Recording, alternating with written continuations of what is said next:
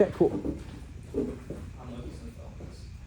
Should we do intros again? Oh yeah, let's do intros, because for the new judge, my name is Cash Goldblum. I'll be the first and third speaker for Berkeley on-site government.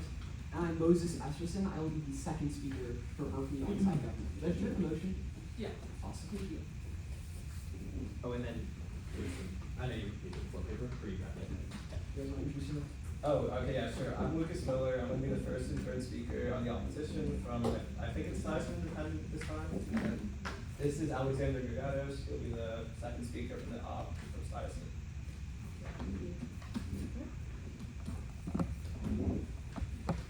Is everybody ready? Because it is time that state and local governments take accountability for the housing crisis that is in their hands, I am so proud to affirm the resolution that state governments should impose financial penalties on local jurisdictions that fail to meet mandated housing development targets. We would like to define the weighing mechanism for this round as net benefits. We would like to define a financial penalty as just a fine. And we would like to define local jurisdiction as counties, cities, towns, and other sub-state governments. Yeah, sure. Like, what type, how big is the fine probably? We're about to get into that. Oh, okay. Yeah, I was about to get into the fine. Okay, I will resume time in 3, 2, 1, now. Okay, this brings us to our plan, which is that when local cities fail to approve new housing projects or build housing at a rate compliant with state targets, they will incur a substantial fine as designated by an independent, nonpartisan committee that state will create, because of course this is going to vary state to state, so we want it to be specific to the state. Wait, point of the actor, clarification. yeah. How do you guarantee that like the commission is nonpartisan? Is there like a specific mechanism? I can take that. Yeah. So basically, it's the same way that every nonpartisan commission is selected. You take people not from a certain side of the political spectrum, but from generally experts, housing people who know will be biased. It's the same way that's used all across the country. Yeah, of course, we can't be completely nonpartisan, but we're making it Yeah. like nobody's nonpartisan. Okay, great. The actor is going to be state governments. The funding is going to be normal ways and means. The time frame will be as soon as possible, and the actor of enforcement is just the state financial service boards. We also think that the money garnered from these fines is going to be used to fund housing projects in these states. Why? 2 reasons. First, this is a housing bill, so people are not going to be happy if, the money garnered from a fine for a housing bill is not spent on housing in that state. But second, housing is a hot button issue right now. We think that more and more people across the US are thinking about housing, and we think that they would probably pressure state governments to spend this money on housing, considering it was from a housing bill.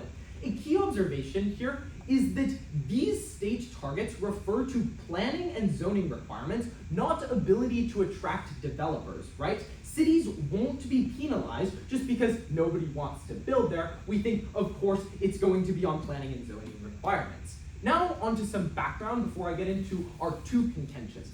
Across the nation, judges, we see a common pattern play out against local city halls.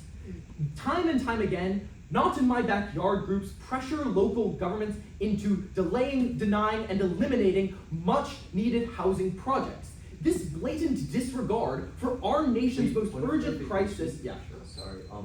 Are you in a contention right now? This is a background block that I'll be cross-applying into both. Oh, okay. Wait. Can you just like repeat like what you said? Yeah, I got you.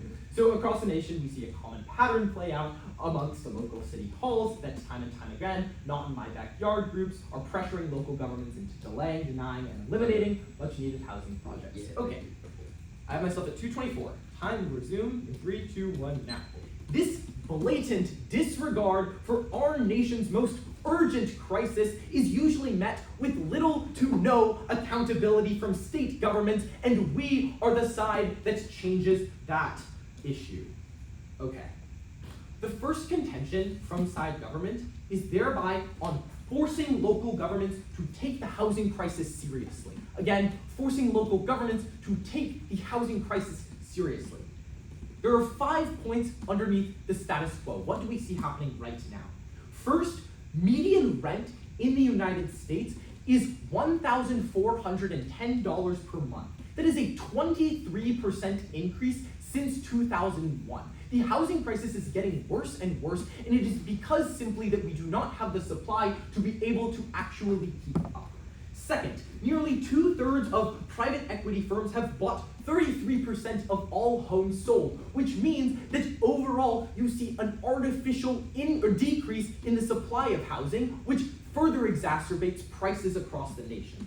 Third, 22.9 million there are 22.9 million low-income American households paying more than half of their income on rent. That means they are foregoing food. It means they are foregoing necessities like education. It means they are foregoing things that are crucial to their quality of life. Fourth, on a single night in 2024, over 770,000 people experienced homelessness in the US, and 5, an estimated 1.2 million American school children lived in homeless shelters in the 2021 to 2022 school year. This number has only gotten worse over time. The situation is very bad. We have 3 links as to how our plan changes and fixes this most urgent problem. First is the deterrence of deferrence. First, you can look to my background block as to how not in my backyard groups are basically pressuring local governments to not actually build any more housing projects. The plan is key to deterring this behavior through the fine. The fine is going to be key to actually forcing these local governments to take a stand, to allow them to build that apartment complex that maybe not in my backyard groups don't want to build, to actually allow for low-income Americans to have a place to stay. Local governments, again, will be forced to approve these housing projects, otherwise they will be fined, and overall, more people are going to be housed. The second link is on spotlighting. Look, the status quo of housing is just simply not talked about enough. But once this policy actually starts solving the issue of housing policy, we get more light on this issue. What does that mean? We get more and more policies about housing and fixing the crisis as more and more people realize, wow, I need to take a stand. I need to make sure that more housing gets built. I need to make sure that homelessness gets solved. Third is on spillover. More projects in certain areas means more businesses attracted to those areas, because if there's more people living somewhere, businesses will make more money. This allows for urban sprawl, where people get a massive boost in their quality of life because there are more businesses that they can take advantage of. This means you get less food deserts. It means you get more educational institutions opening up in places. It means that you get crucial resources that are important to people's quality of life. This means urban flourishing. The impacts. The only impact here is on homelessness. We think that when you are homeless, the chronic disease rate is 42% higher than if you are not. We also think that 22% of adults experiencing homelessness have had a serious mental health issue, and victimization rates for homeless people are 54% higher. This is solved. Once we get more houses, we get more supply, we get lower prices, and we get more people in homes. The second contention is ensuring the state is an active participant in the fight for housing. In the status quo, states sit back and relax while local governments do their thing. This means that local governments aren't actually going to approve things. They're going to have things sitting on their desks because not in my backyard groups, again, don't want these things approved. The link is that the plan forces the state to take accountability. The state must create this independent board. They must approve audits. And overall, things are going to run smoother. The impacts are twofold. First, you get more efficient housing because more homes are going to be built quicker because the process runs smoother. And the second is that the state's full force is directed at housing, which is the #1 crisis in 30 of the states in the United States. On those grounds, I am proud to propose the resolution. Thank you.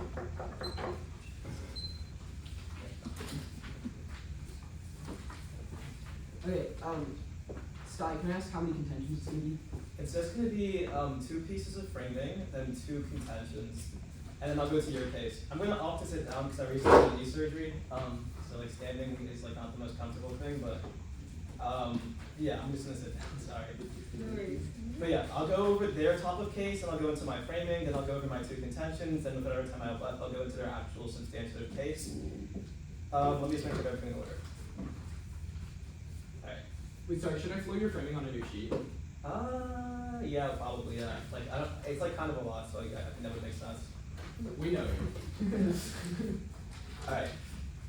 I'm gonna start if everybody's ready in 3, 2, 1. First on their top of case, on their plan, I think it's unclear if this will be truly partisan, that is bipartisan, that is because state governments are often controlled by one side of the political party, and they have an incentive to try and, like, you know, fill these types of departments with their own friends or with people in their own political party, so there's no guarantee it'll be truly partisan.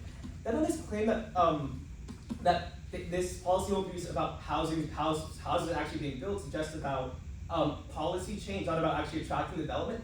This debate is about reaching and making housing development goals. Obviously, in order to reach certain housing development goals, you need to attract people to build houses. With that, on to our case. First piece of framing, what are the reasons why states can't currently reach housing development goals and make these goals? There's a couple of reasons. First, there exist laws in place that make it very expensive, and they're very tedious and expensive to reappeal. You have to go through court cloud, you have to pass legislation. Second, building houses tend to be incredibly expensive. The average building in the US can range from $100,000 to $500,000, making it really hard to attract development because it's a very costly process. However, these local regions do have the incentive to build houses. They want to reduce things like crime and homelessness. They want to encourage people to come into their city. They want to attract investments, and politicians want to be viewed as effective. And this is the issue with the Gov case. They assume that incentives are the issue, but obviously these places probably want to build houses to some degree. They want to get more investment. The issue is capacity. There exist laws. There exists tons of money that needs to be spent. So when you find these places, you reduce their actual capacity. With that, the second piece of framing is that we want to note that it's obviously not the case that on our side we do nothing. In the status quo, in these types of situations, what most state governments tend to do when regions are lacking in their development goals is that they'll come in and try to take over or try to subsidize certain processes. This is what's happening in New York, yeah? Is that happening in any other state besides New York? I think it's happening in Oklahoma to a degree, yeah. But I just think, like, in general, states have an intention to do this to make sure that deadlines are being met. This leads to one, projects eventually finishing, albeit much slower, but it also amplifies the incentive for local politicians to actually meet their deadlines, because if the state government steps in, you are viewed as ineffective and incapable of actually leading.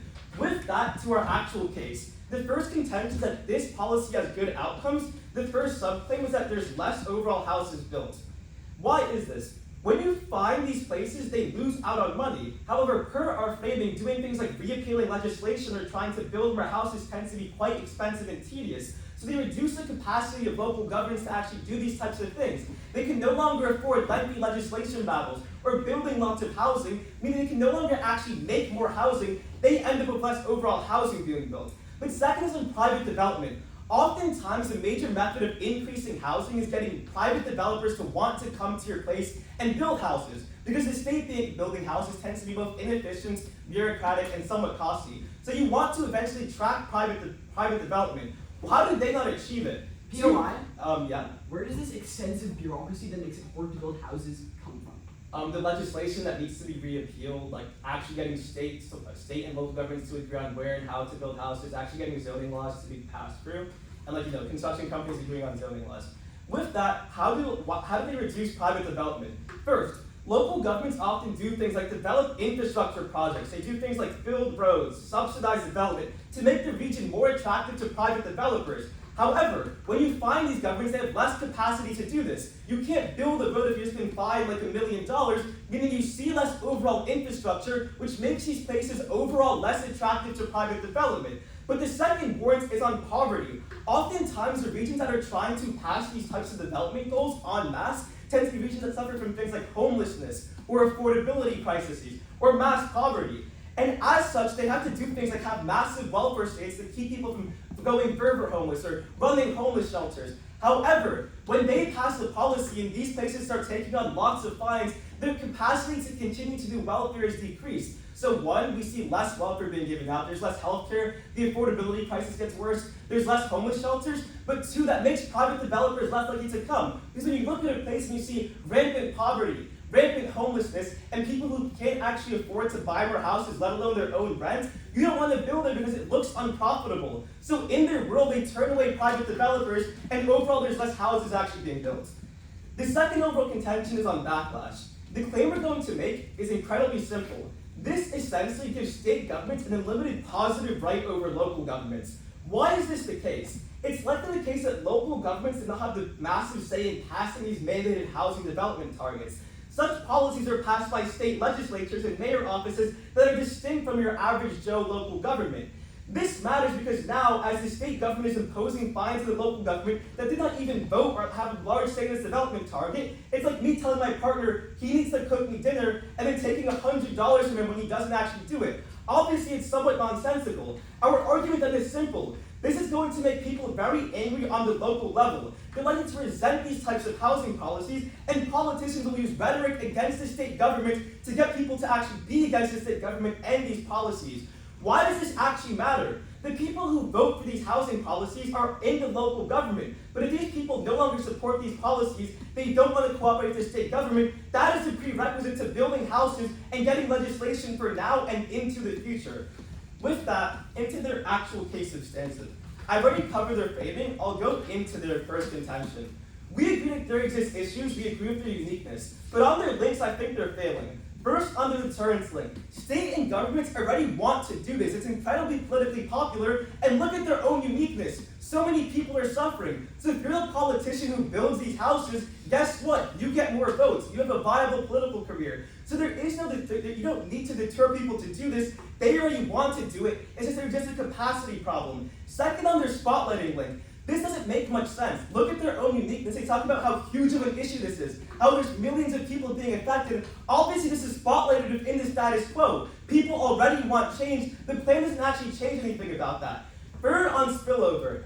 First, money is required for spillover. You need money to, start a housing project, and when you finish that housing project, you need more money to build the next housing project. But if I can find a substantial amount, once I finish the first housing project, I'm not going to have the money or the political will to actually build a second housing project. So you see in Daryl's that maybe the first housing project gets built, but they don't take the extra step. They don't start building many housing projects. But second, in the status quo, what happens is that governments, when they have more money, can do things like create infrastructure, which attracts people to actually want to come. They can do that in their world where state or local governments are weaker. Their second thing was that ensuring the state is an active participant. First, the state is straight up taxing the local government because they don't want to build the housing themselves. This obviously makes the people on the local level view the state as an antagonist, someone who is lazy and forcing their local governments to suffer because of their inability to actually handle the problem. But then second, in the status quo, the state is already somewhat of an active participant. They pass legislation, and in some cases they intervene on the local level. This isn't an issue in the status quo. They aren't really solving for anything. I think the biggest thing on your ballot today will be on attracting housing development, housing developers, because that helps the state government stay afloat. And if they can't do that, ultimately in the long term you see less overall houses and less actual change to the status quo. For all those reasons, I'm so proud to negate. That was a great speech. Let me get my stuff covered. Okay. I'm going to start off going over our plan and then their framing. I'm going to use that as an opportunity to kind of clear up some of the things that get messy in this debate. After that, I'm going to go down. After that, I'm going to go down the. Yeah. Oh, sorry. Totally. I'm going to go down the negation case and then down the affirmation case. Is that order cool with everyone? Wait, repeat it one more time. Okay. We're going to go our plan, your framing. I'm going to use that to clear stuff up, and then I'm going to go down your case and then down our case. All right, that sounds great. Thank you. Awesome. In that case, I'm going to begin my time now. I want to start off with this really important clarification, because I don't think our opponents truly understand what housing targets look like and who builds houses. State governments don't build houses. Local governments don't build houses. Local governments remove the barriers and allow for the permitting and permission for private companies to build housing. That means that these state targets aren't you need to build this much housing. That's not how they work anywhere in the status quo. It's you need to eliminate enough administrative barriers and provide enough planning such that enough housing can be built to meet the target. You aren't penalizing some small town in West Virginia that nobody wants to move to because they can't build houses. But if that town in if a town in California is deciding not to allow any new affordable housing units because the rich people there want to preserve the character of the neighborhood, that isn't allowed. Cool. They also say this, our non-partisan committee could be partisan. Number one, this is unlikely. You're picking experts, not political people. And this state, non-partisan commissions exist across the country. And number two, this isn't really a partisan issue, so we don't really think there's a big impact to this, and they certainly don't give us one. Now let's move on to the affirmation framing. And I think the negation framing. So sorry. I think their kind of main like argument of the first piece is that the issue is capacity, not incentives. This is the most major issue that the negation gets wrong in this debate. I'm going to start off by going down their two reasons and then give kind of an overview.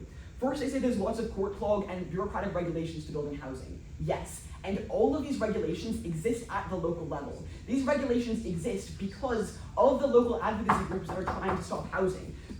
This bureaucratic block they claim is so important as a capacity issue is created by states themselves, and what meeting the target means, what meeting the target looks like, is getting rid of some of these bureaucratic barriers, like this super long permitting process, loads of unneeded environmental regulations, lots of very redundant safety features. You get rid of these self-created clog mechanisms, and that way you actually allow for a smooth housing pipeline. Wait, That's the clarification? stopping time. Yeah, wait, what are you responding to? There's no points of clarification in the member speeches. Sure. NPDL rules states that there are no points of clarification in the member speeches. Okay, but I'm responding to the first point under your first piece of framing.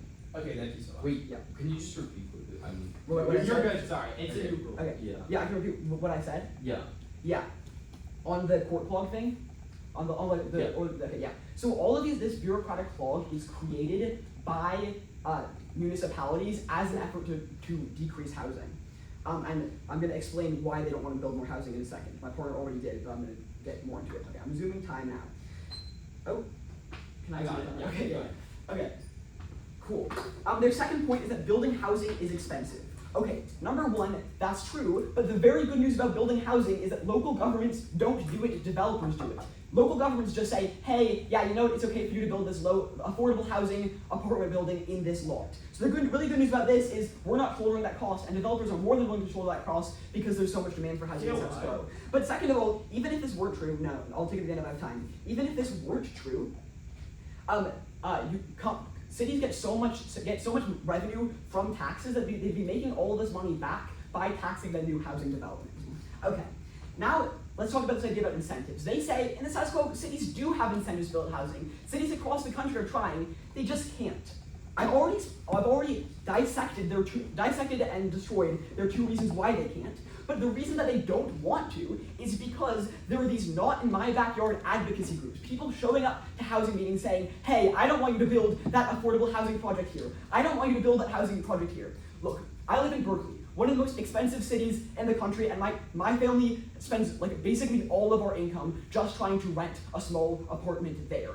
And the reason housing doesn't get built in Berkeley is because there's this huge network of not in my backyard, basically elderly people who don't want to see their property values destroyed and don't want to see the character of their neighborhood change. So they go to city hall meetings and prevent the housing that would save the livelihoods of families like mine from being built. This is what we destroy in our world. This is why you should vote affirmation. Okay. The second thing is that there's a good amount. We're not doing nothing in the status quo. They say, oh, state governments are trying to make it happen. Look, they're really not.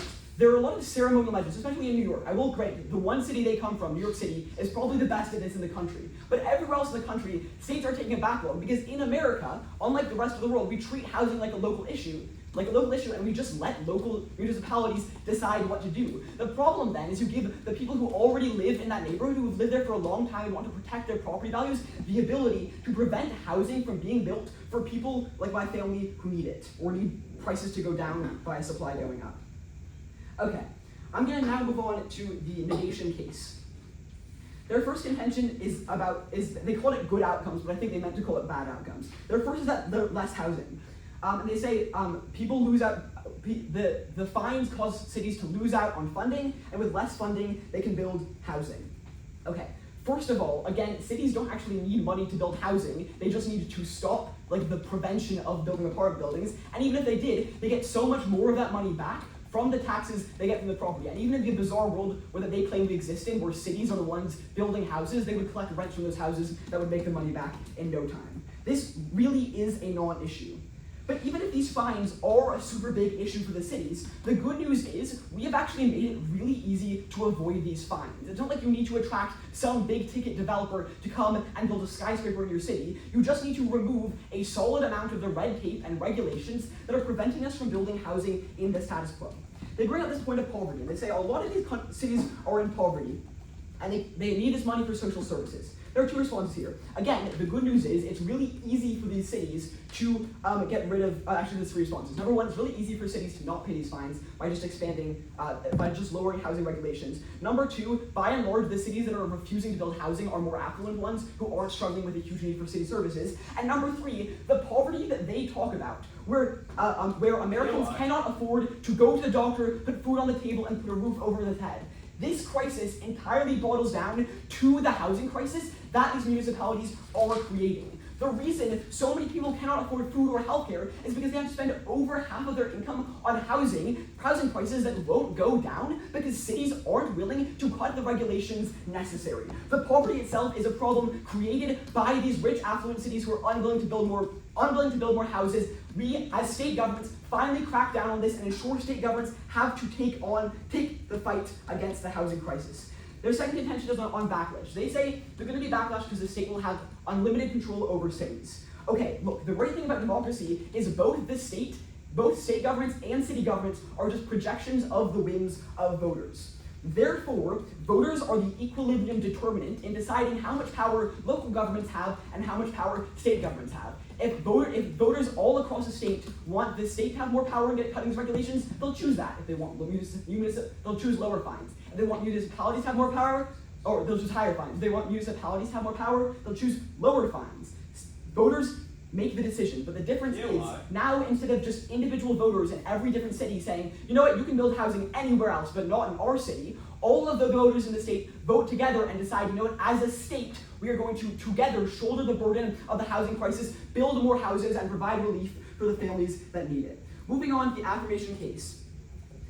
They say, on our impact of deterrent, they say, again, these cities already want to build housing. I've already explained why this isn't true. They say this issue is already spotlighted. Sure, the issue is spotlighted, but this specific measure as a solution isn't spotlighted, and we do that. And second of all, as they say, they need money. Again, I've responded at this point. Moving on to our second contention on making states an active participant in the fight as opposed to just taking a backseat like most of them do in the status quo. They say, like, again, the states aren't going to want to build houses. Again, they repeat this over and over again. Look, companies build houses, state and local governments don't. And they say the state is already taking an active role, certainly not enough, because if the state was really doing everything in its power to get more houses built, then we wouldn't be seeing the worst housing crisis our nation has ever seen. So clearly, the state needs to be taking a more active role, and insofar as they concede our links, we win this contention. And for all these reasons, I urge an affirmation ballot. Thank you. I don't know why I brought my speaker up. I was going to say.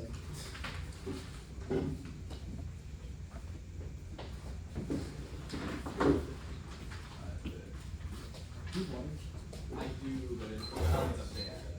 Huh? Questions, sir? We just get enough to get that. No, but like, Can you give me an order so I can word my sheets? it's largely just gonna be following Lotus's Following those is okay, great. So that's framework, and then your case, and then our case? Yeah. Okay. I'm gonna start in 3, 2, 1. I think it's pretty clearly the case that Moses just read out our case for us, because he tells you why housing is built by developers. That is exactly our point.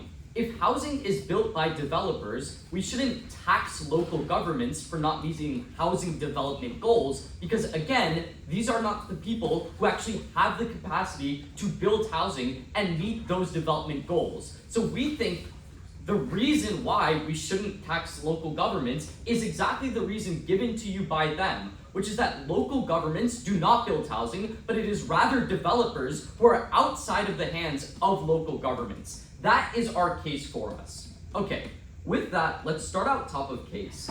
They tell you that these goals stipulate that local governments get rid of laws, not build housing.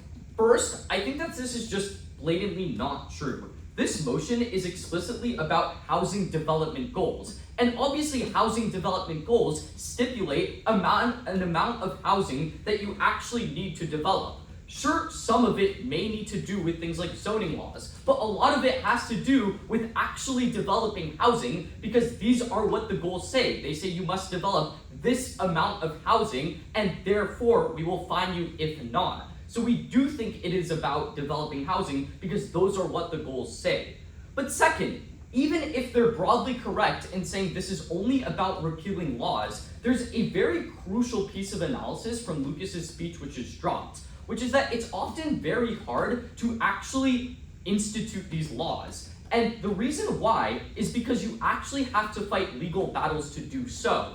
When you, as a local government, have to pass a law, you might have, as Moses explains to you, a not in my backyard group sue you for doing so. And our argument is very simple, that most local municipalities don't actually have the resources to fight that legal battle, which is exactly why they don't actually end up passing these policies. So we think this is wrong just first on the level that this is explicitly about housing development goals. Those goals stipulate how much housing you must develop. Some of it may be up to laws, but most of it is just how much housing you're actually building. And second, even if you buy their interpretation, which is very uncharitable, it still costs money to pass laws because you have groups suing local governments.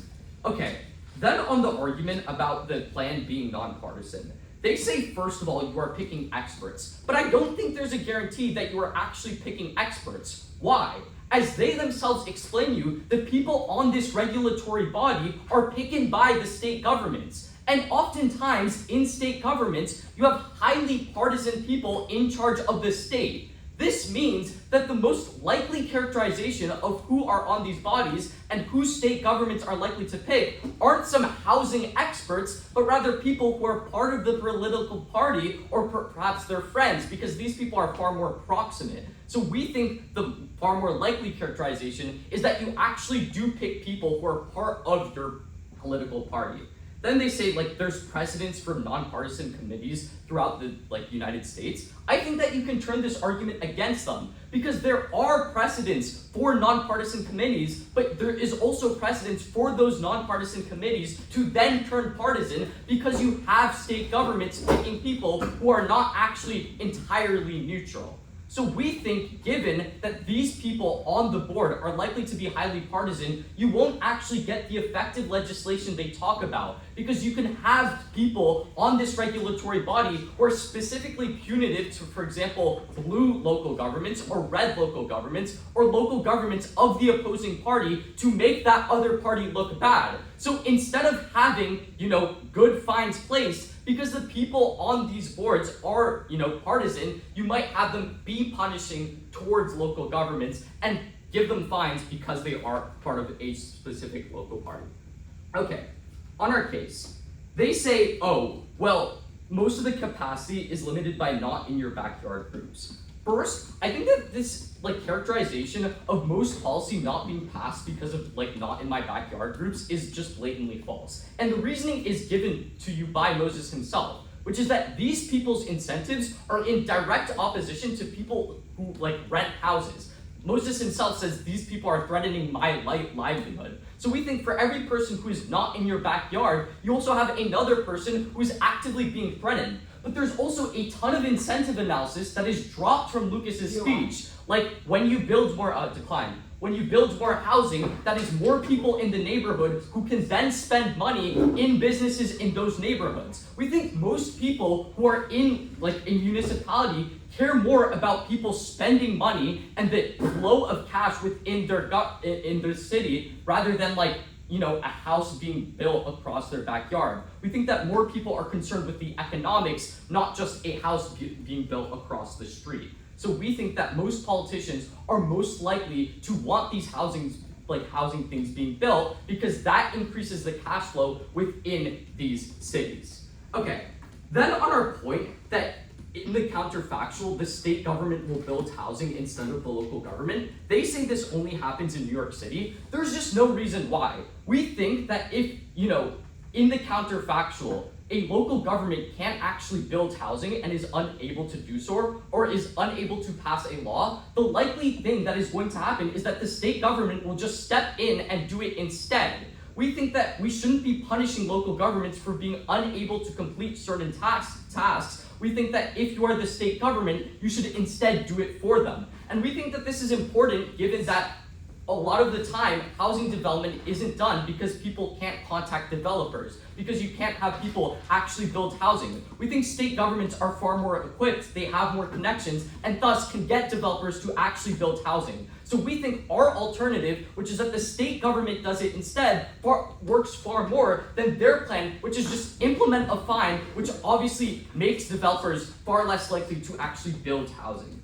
Okay, on our first contention, they say cities need to stop the prevention of housing. We think, again, it's not clear why. We think most politicians care about the flow of money in their local municipality, and as such, want more housing policy in the in their local government. But I think there's a really important argument that's just dropped from our first contention, which is this argument on reduced private development. We think that if you're fining these local governments, if you're taking money away, this stops them, one, from giving incentives to private developers, like tax breaks, so then they can build housing in this local government, and it takes away money from social services, like actively stopping homelessness or giving things like healthcare. And we think that if your state is not providing incentives, and it's also just has a ton of homeless people or not a lot of infrastructure, housing developers are just far less likely to actually build housing there. So we think the fact that you're taking money away from local governments makes it far less likely that developers will actually build on those local government, in those local municipalities, and is just a prerequisite to actually getting developers. Okay, then on backlash, they say voters will choose for lower fees, but again, per their plan, this is controlled by a regulatory body. Obviously, people can't vote for lower fees. For all those reasons, great, I suppose. Alright, great speech.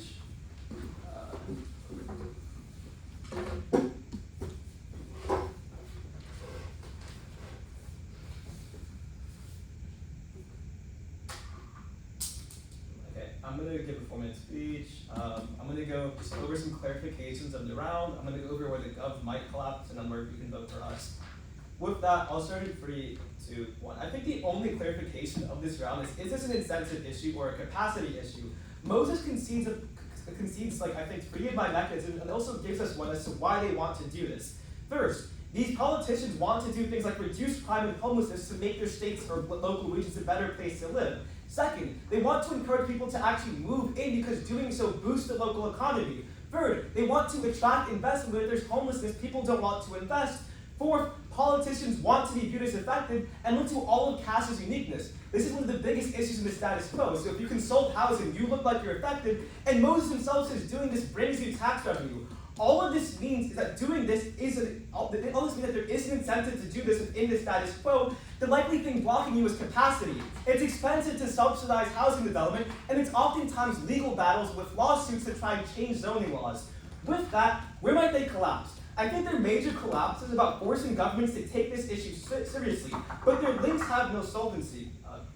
First, their first link is on deterrence. However, look to all the uniqueness I give you, showing that this is politically popular. All of the incentives I already given you, this is that they don't have deterrence because in the status quo, people want to do this. They've already explained how big of an issue this is, meaning if you're a politician who solves it, you get elected, you get a good political career. Then on spotlighting, this is contingent on their policy actually being good. Obviously, spotlighting a policy that is bad isn't a reason to vote for the gov. And finally, on spillover, my response here is conceded. That is that at best, in the gov world, you get the bare minimum to hit these deadlines, to hit these goals, but you don't get the next step to make sure there's long-term innovation because there's a lack of money and political capital. However, in our world, we don't find these local governments horrendously. They can take that next step. They can meet the goals, then go a step further and build even more housing or change even more laws. This means that we outweigh because in their world, at best, they get the bare minimum, but in our world, into the long term, we see continuing reform. But also, I think we prereq this because our backlash argument was that People are going to not want to cooperate with state governments anymore. People will be angry they're being forced to pay fines, and without cooperation, these policies often fall apart very quickly, and in the long term, voters stop voting for more of these housing policies. This means in the long term, they prove no solvency. So where do you vote for the opposition? I think the biggest place to vote is on private development. Both sides have agreed that private development is the main route forward, that we need to attract development in order to actually see this crisis resolved. However, given that houses are expensive to build, you need to attract them to want to come to your place. You need to give them things like tax breaks or incentives, which tend to be costly. This means that oftentimes in their world, you don't see these things happening because these governments can no longer afford it. You can't afford to subsidize it, and you can't afford for people to come. You can't afford to build infrastructure projects to make your city look like it's developing, and thus you don't see private development. But my second thing on welfare is also pretty mishandled. Oftentimes, the places that have housing goals are welfare states where there exists massive homelessness and poverty crises, which means that they need actual money for welfare. But if you're fighting the government, you amplify these crises. They can't afford welfare, making the place even less attractive for private development, meaning in their world, even if they can get some policy change, they can't get material change. They can't change the actual circumstances. This means that in their world, they always have no solvency. Even if they can change the political, they can't change the physical. However, we have solvency given that we have more money. Then, on backlash, I think this is a very clean place to vote.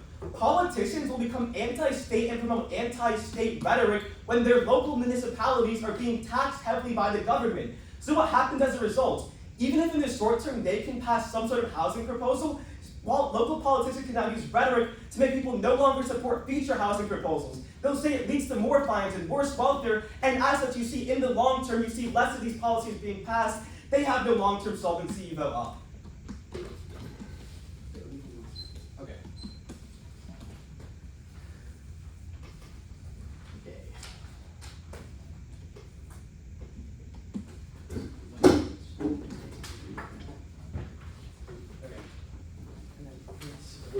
I have someone else. Sure. Yeah, no, I have some. Okay, right. Okay. I have 5 minutes. So this is gonna look like a lot of overviewing because I think like general structure of the round is, I don't know, a little wishy-washy, and then one voter issue, and then weighing. I weep for the 22.9 million Americans who pay more than half of their income on rent. I weep for the 1.2 million school children who live in shelters rather than under a roof. I weep for the almost million people who cannot find a place to stay in the status quo, and that is why I stand with the voice of accountability, and I stand on the proudest of affirmations. The first overview is on incentives versus capabilities. This is a very key issue in this round, and it is clearly an incentive problem. Why? First, not in my backyard groups controlling local governments is conceded out of my PMC. Alex puts up a couple responses to it, but overall, we can just golden turn them. They say that not in my backyard groups get countered by renters like Moses, but this is false for a few reasons. First, wealthy landowners always have more power than poor renters. Second, homeowners are entrenched in cities' political environments. Third, most of the cities that have this problem are mostly homeowners because not enough housing projects like apartments are built to let young renters and young home buyers in. And fourth, the minority communities are expelled by pricing, and young families who literally can't afford to move in don't get a say in these cities' governments. So overall, you are seeing that not in my backyard groups are in fact controlling these local governments, that they are in fact the reason for all of this red tape happening, that they are the reason for why private development isn't able to build more houses. But second is again, the private developers are blocked. The local governments control this area by red tape, by restrictions on zoning laws, and by literally not approving housing projects and proposals that would build housing for millions of low-income Americans across the entirety of the US. We think this is really bad because they are controlled by not in my backyard groups and because the issue is so pressing. The second overview is on housing development goals. Again, we outline that zoning laws determine whether or not the private developers can build. Private developers are key to building houses, so this whole housing development goals thing that's talked about doesn't really matter. The third overview is on partisanness. You can we only need one response to this. On the independent board. Extend Moses' conceded analysis that housing is a nonpartisan issue. Again, this goes conceded, so people from either party are going to treat this as fair and are going to find as fair. And the fourth overview is that the negation is the status quo. Do not let them paint it some way as if the negation is somehow solving anything. You cannot overcome the local power of red tape. You cannot force these cities to have accountability for the homeless populations in their cities without the plan. They have no advocacy, and cities, maybe like in New York City and maybe like in Oklahoma, are trying to allow for things to change, but currently it is not, and this policy is truly the only way that we can solve things. Okay, that brings me to my first and only voter issue, which is on housing. Out of the member of government speech, all of my links go clean conceded for how we create more housing. You get deterrence, you get spotlighting, and you get spillover effects. First, the plan is key to solving the issue that these cities are not allowing for housing development to take place. Note that again, the negation does not solve anything here. Because the fines are going to be so important in allowing these housing projects to get built, because they will basically convince these local governments to allow for housing projects to pass, to allow for more people to be housed. I think that this is a clean vote and a clean ballot for the government. But the second link is on spotlighting. Okay, let's say that you buy the entire opposition bloc and you think that our policy is really, really bad. You think it's a very bad idea. Okay, even if you think we have no solvency, we literally get better policy in the future. First, you see more people campaigning about the issue because you see more people in homelessness and this policy not working. But Yeah, well, second, yeah, sure.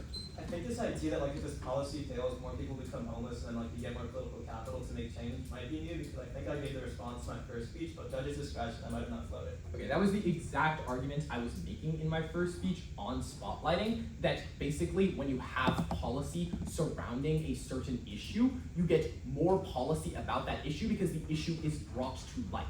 So even if the policy is bad, you see more policy coming up in the future, which we think is key to long-term Yeah, but solving. I think that's a No, there's no back and forth. Judge's discretion. Judge's discretion.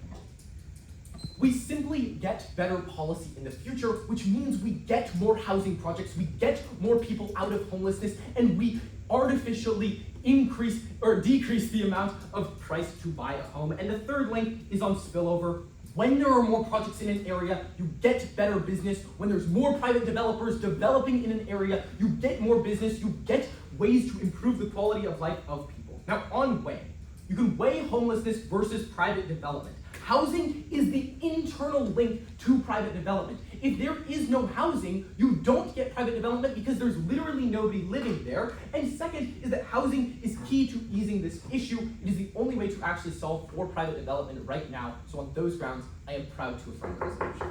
That's a great round, guys. Alright, next to the video, guys. We can be outside. What do you guys say?